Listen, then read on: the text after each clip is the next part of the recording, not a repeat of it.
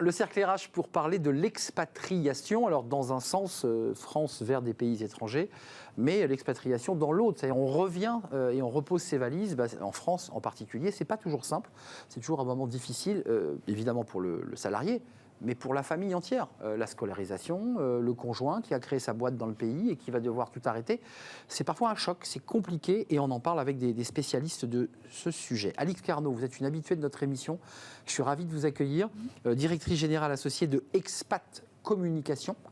Ça ne s'appelait pas Expat Communication avant ? Ah si. Si, ça s'était toujours appelé Expat Communication. Donc ou alors on ne m'a pas dit. Ou alors c'est possible. Ou alors c'est ma mémoire qui flanche, chère Alix. Merci d'être là. Et Armelle Perben, ravie de vous accueillir, fondatrice de Absolutely French. L'enjeu pour vous et votre action, c'est d'accompagner les conjointes et conjoints de ceux qui vont devoir revenir et réatterrir avec eux. Alors, non. Nous, on s'occupe des étrangers qui arrivent à Paris. Ah, d'accord. Mais on a créé Absolutely Ahead, qui est un nouveau service. Vous voulez pas que j'en parle ? Je veux bien que vous en parliez. Et qui aide à préparer l'expatriation, parce que pour moi, le retour d'expatriation se prépare dès le départ. Donc c'est un peu comme le mariage, en fait. Il faut dans le contrat de mariage déjà penser au divorce. Il faut déjà penser au retour. Au retour. Alix, une étude très intéressante que vous portez sur ce retour de cadres qui vont revenir en France. Quelles sont les difficultés qu'on rencontre ? Je l'évoquais en préparant l'émission, il y a ceux dont l'entreprise leur dit, alors qu'ils sont bien dans le pays, sont installés à New York, ils ont un beau poste, les enfants sont scolarisés, puis tout d'un coup, on sait que c'est au bout de 3 ans, le coup près tombe, l'entreprise vous dit, je pense à L'Oréal, et vous dit, faut rentrer. Ça, c'est obligatoire. Mais il y a aussi celui qui, et ce n'est pas la même psyché, qui dit moi j'ai envie de rentrer parce que j'ai fait mon temps, j'ai fait mon business et je reviens. Le plus dur, c'est quand l'entreprise vous met le coup près sur la tête et vous dit il faut rentrer, on est d'accord ? Le plus dur, très clairement, d'après les études, c'est quand c'est obligatoire. Alors, ce n'est pas forcément le boss qui est l'unique obligation. L'obligation, ça peut être les enfants ne vont pas bien, ou les parents ne vont pas bien, ou la situation dans le pays fait qu'on doit rentrer. Mais ce qui est sûr, c'est que rentrer quand c'est pas choisi, ça complique une équation qui, par nature, est difficile. Parce que même rentrer quand on l'a choisi, c'est déjà un défi. Donc on va dire ça devient un double défi. Défi, on parlait du couple, les enfants, la scolarité, retrouver un emploi pour le conjoint ou la conjointe qui suit en général et qui s'est sacrifié dans un sens et qui souvent se resacrifie dans l'autre.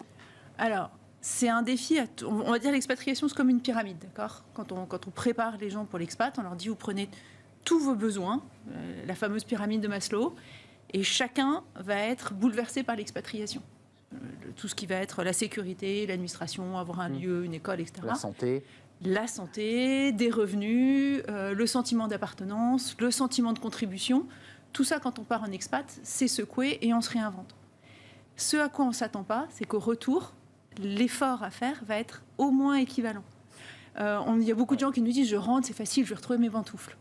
Sauf qu'on n'a plus de pantoufles et on pourrait voir la vie un peu, c'est dans l'air du temps politique, c'est une jungle. C'est-à-dire dans la jungle, il n'y a pas d'espace vide. Et si vous êtes parti, votre place ne vous a pas attendu. Il y a des herbes folles, et tout est à refaire. Armelle Perben, vous partagez ce point de vue. Là, on reste sur le focus à travers les retours d'expatriation avec des obstacles.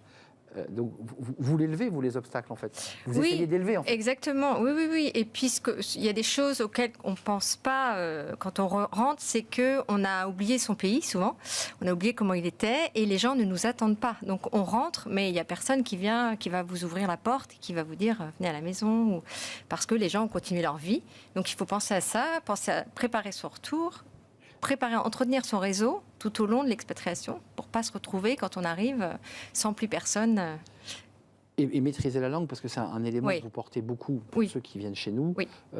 L'isolement vient aussi du fait qu'on reste dans sa langue et qu'on n'a aucune communication possible avec. Quand on vit en France, il faut maîtriser la langue à minima. Non, la langue, dans les deux cas, oui. Dans les deux cas. Non, mais que l'on parte dans un pays ou qu'on arrive en et France, qu'on arrive en France, dans les deux cas, ça reste difficile. Les difficultés d'école, de scolarité, parce que je parlais de la santé.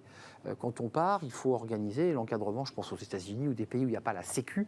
Il faut quand même qu'il y ait une mutuelle. Mais quand on revient, c'est la même chose. Il faut refaire le processus des papiers. Enfin, c'est très lourd, en fait. C'est lourd et en plus on s'y attend pas. On se dit bon, c'est bon, je suis français. je vais retrouver mon numéro de sécu. Ouais. Eh ben parlons-en du numéro de sécu au retour, c'est un vrai défi. Enfin, on l'a toute sa vie, le numéro de sécu. Si on l'a par Non, cœur, on le perd. Non, vous le gardez, mais vous perdez votre carte vitale. on est d'accord. Mais il faut la jonction 9 mois pour la retrouver. Exact. La jonction peut être très compliquée et une fois de plus, vous savez, ce qu'on s'est dit d'autres fois, l'expatriation c'est une question de, quand on prépare les gens en expat, on leur dit ce qu'il faut c'est lever le pied à la bonne hauteur pour bien affronter la marche. Et on a toujours tendance à minimiser. Et si on minimise, on se prend les pieds dedans.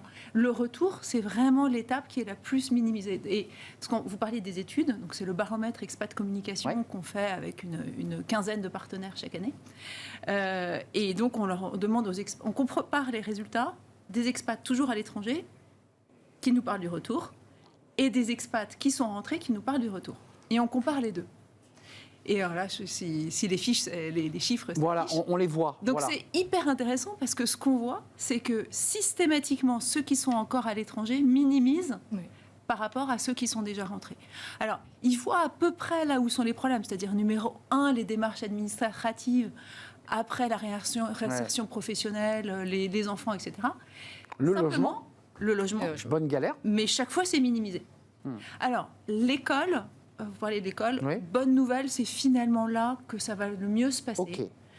Et moi, c'était pas très intuitif parce que quand on entend les expats à l'étranger, on entend beaucoup parler de l'école, les mamans qui stressent, ça va être terrible. Donc ça, c'est l'angoisse des parents plus importante que la réalité, en fait. Voilà.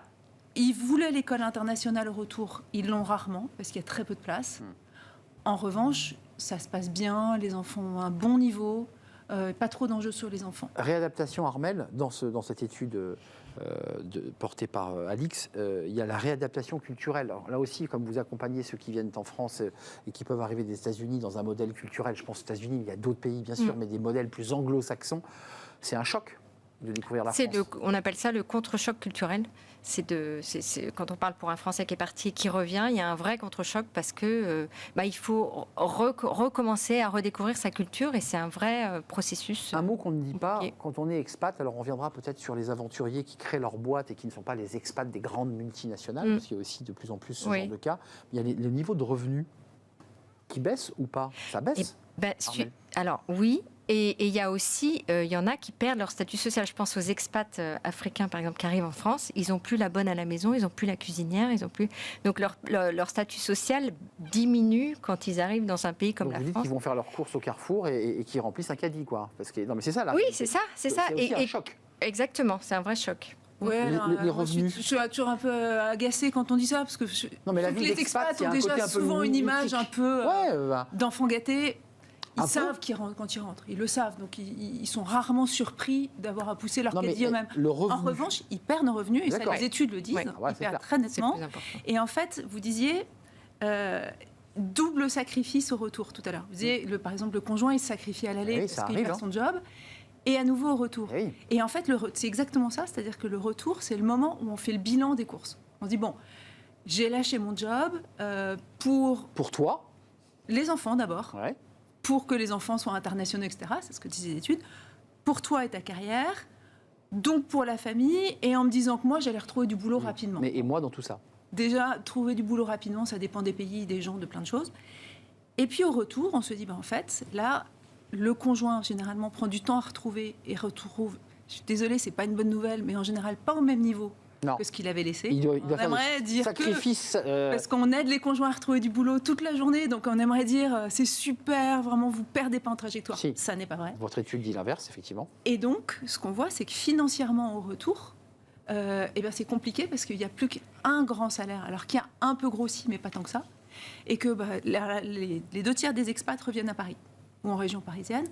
Survivre en région parisienne avec un seul salaire, c'est compliqué. Et donc, ça peut être un moment de désenchantement, ce retour. Vous dites survivre. Hein. On est parti sur la jungle, on est survivre. Donc là, on a vraiment la machette. Ah non, mais l'expat... Et il faut y aller. C'est-à-dire qu'on remet le chapeau de brousse et on y va.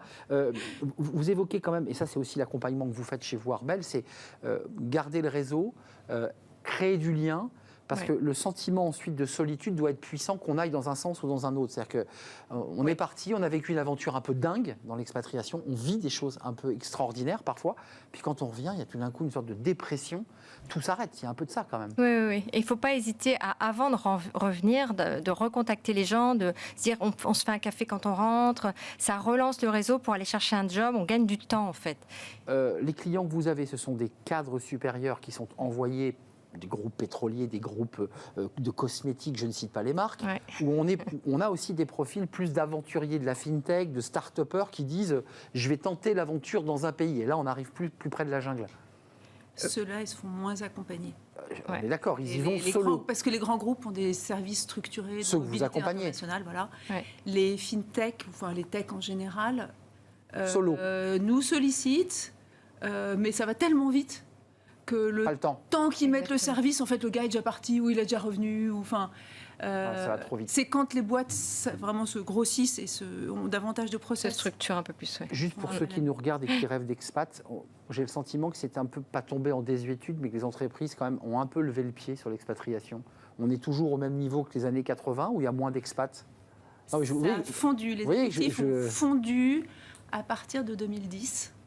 Avec un creux évidemment pendant le Covid, et là je pense qu'on est vraiment sur un train le dur de l'os, et ça remonte. Donc là, on est très bas. 23, 24, c'est bien remonté, 25 ça annonce bien. Armelle n'est pas d'accord. Je ne suis pas tout à fait d'accord, il me semble que les chiffres qu'on avait au Syndex justement étaient plutôt, que ça avait remonté là, les dernières années. Oui c'est ça, mais les 2 dernières années, il y a une reprise. Oui, on a été divisé par deux. Mais après c'est parce qu'on ne met plus le terme expat, il y a les contrats locaux, il y a on a changé un peu sur les termes, et évidemment les avantages ne sont pas les mêmes suivant certains contrats.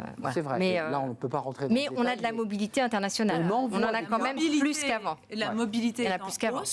Les jeunes veulent partir. Enfin, moi, mes enfants veulent partir. Enfin, oui, non, mais on n'a pas le temps d'ouvrir ce sujet, mais la manière dont on enrobe le contrat a un peu évolué, avec des contrats locaux qui ne donnent pas les mêmes avantages. Donc ça, c'est important. Merci à vous.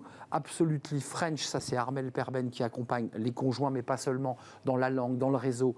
Allez voir son site et la communauté en général. Et merci Alix Carnot, Expat Communication, avec cette étude extrêmement détaillée sur une photographie de ceux qui vont revenir et ce qui les attend. Donc préparez déjà votre retour avant même d'avoir pris l'avion vers votre pays d'expatriation. On est d'accord avec ça? Avec Absolutely Ahead.